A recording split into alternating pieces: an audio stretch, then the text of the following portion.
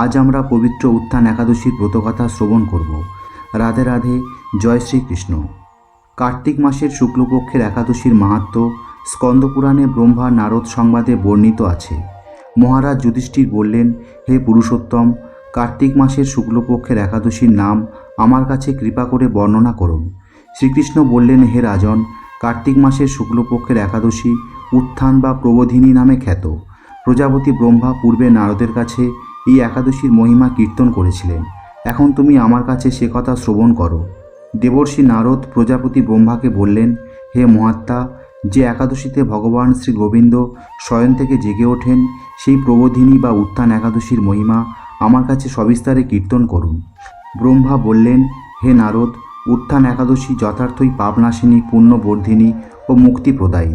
এই একাদশী ব্রত নিষ্ঠার সাথে পালন করলে 1000 অশ্বমেধ যজ্ঞ ও শত শত রাজসূয় যজ্ঞের ফল অনায়াসে লাভ হয়। জগতের দুর্লভ বস্তুর প্রাপ্তির কথা আর কি বলবো। এই একাদশী ভক্তিপরায়ণ ব্যক্তিকে ঐশ্বর্য, প্রজ্ঞা, রাজ্য ও সুখ প্রদান করে। এই ব্রতের প্রভাবে পর্বত প্রমাণ পাপরাশি বিনষ্ট হয়। যারা একাদশীতে রাত্রি জাগরণ করেন তাদের সমস্ত পাপ ভস্মীভূত হয়। শ্রেষ্ঠ মুনিগণ তপস্যা দ্বারা যে ফল করেন, এই ব্রতের উপবাসে তা পাওয়া যায়। যথাযথভাবে এই ব্রত পালন করলে আশাতীত ফল লাভ হয়, কিন্তু অবিধিতে উপবাস করলে স্বল্পমাত্র ফলপ্রাপ্তি হয়। যারা এই একাদশীর ধ্যান করেন তাদের পূর্বপুরুষেরা স্বর্গে আনন্দে বাস করেন। এই একাদশী উপবাস ফলে ব্রহ্মহত্যাজনিত ভয়ঙ্কর নরক যন্ত্রণা থেকে নিস্তার পেয়ে বৈকুণ্ঠ গতি লাভ হয়। অশ্বমেধ যজ্ঞ দ্বারাও যা সহজে লাভ হয় না, তীর্থে স্বর্ণ প্রভৃতি দান করলে যে পুণ্য অর্জিত হয়, এই উপবাসে রাত্রি জাগরণে সেই সকল অনায়াসে লাভ হয়ে থাকে। যিনি সঠিকভাবে উত্থান একাদশী ব্রত অনুষ্ঠান করেন তার গৃহে ত্রিভুবনের সমস্ত তীর্থ এসে উপস্থিত হয়।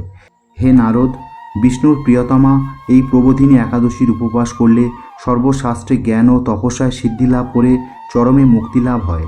যিনি সমস্ত লৌকিক ধর্ম পরিত্যাগ করে ভক্তিভরে এই ব্রত উপবাস করেন তাকে আর পুনর্জন্ম গ্রহণ করতে হয় না। এমনকি মন ও বাক্য দ্বারা অর্জিত পাপ রাশিও শ্রী গোবিন্দের অর্চনে বিনষ্ট হয়ে যায়।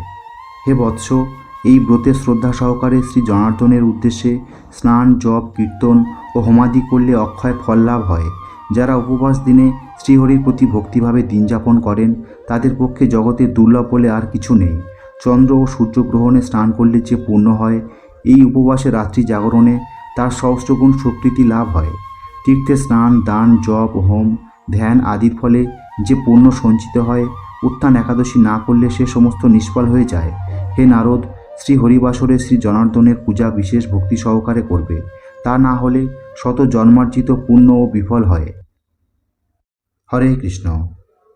আজকের ভিডিওটি এখানেই শেষ করলাম।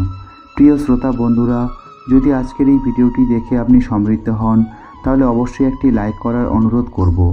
আর তার সাথে যদি আপনি আমাদের এই চ্যানেলের নতুন শ্রোতা হয়ে থাকেন তাহলে অবশ্যই চ্যানেলটিকে সাবস্ক্রাইব করে রাখুন। সবাই ভালো থাকুন, সুস্থ থাকুন। মঙ্গলময় শ্রীকৃষ্ণের কৃপায় আপনার জীবন আরও সুন্দর ও সার্থক হয়ে উঠুক। রাধে রাধে, জয় শ্রীকৃষ্ণ।